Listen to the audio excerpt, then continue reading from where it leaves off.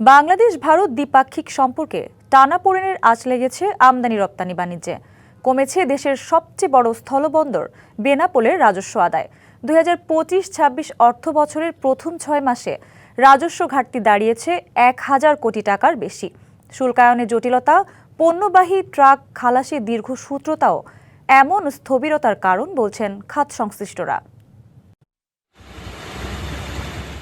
২০২৪ সালের ৫ই আগস্টের রাজনৈতিক পট পরিবর্তনের পর থেকেই প্রতিবেশী দেশ ভারতের সঙ্গে বাংলাদেশের কূটনৈতিক টানাপোড়েন চলছেই, যার প্রভাব পড়েছে আমদানি রপ্তানি বাণিজ্যে। দেশের সবচেয়ে বড় স্থলবন্দর বেনাপোলে ২০২৪-২৫ অর্থ বছরের শুরুতেও প্রতিদিন গড়ে ৪৫০ থেকে ৫০০ পণ্যবাহী ট্রাক প্রবেশ করত। চলতি অর্থ বছরে এই সংখ্যা নেমে আসে ৩০০ থেকে ৪০০-র মধ্যে।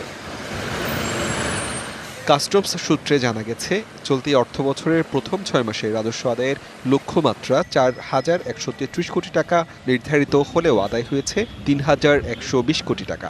রাজস্ব ঘাটতির পাশাপাশি আমদানি বাণিজ্যের পরিসংখ্যানেও ধসের চিত্র স্পষ্ট।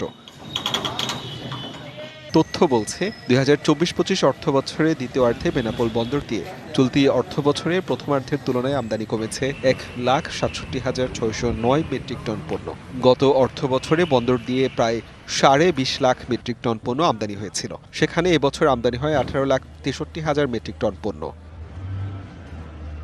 নায়াসিনামাইড ও স্যালিসাইলিক সমৃদ্ধ লিলি ফেস ওয়াশ, যা ফেসের ডেড স্কিন সেল দূর করে দেয় দ্বিগুণ ফাস্টার ব্রাইটেনিং। শুধু সম্পর্ক নয়, অভ্যন্তরীণ অনিয়ম, জটিলতা ও অতিরিক্ত ব্যয়েও আমদানি কমেছে বলছেন আমদানিকারক ও C&F ব্যবসায়ীরা।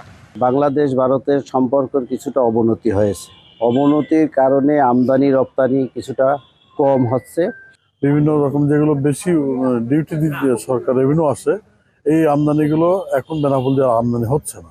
দুই দেশের সাথে সম্পর্ক উন্নতি করলে বা উন্নতি হলে যে রাজস্ব ঘাটতি এটা কেটে যাবে। শুল্ক ফাঁকির সঙ্গে জড়িতদের চিহ্নিত করে জরিমানা সহ আইন অনুযায়ী শাস্তির ব্যবস্থা নেওয়া হচ্ছে বলে জানান কাস্টমসের এই কর্মকর্তা। পাশাপাশি শুল্কায়ন প্রক্রিয়া সহজ ও দ্রুত পণ্য খালাসের জন্য কাজ করছেন তারা। আমরা আশা করছি অর্থ বছর শেষে আমরা আমাদের যে জাতীয় রাজস্ব বোর্ড কর্তৃক লক্ষ্যমাত্রা নির্ধারণ করা আছে তা অর্জন করতে সক্ষম হব। চলতি অর্থ বছরের শেষ দিকে রাজস্ব আদায় আরও কিছুটা ঘুরে দাঁড়ানোর আশা কর্তৃপক্ষের।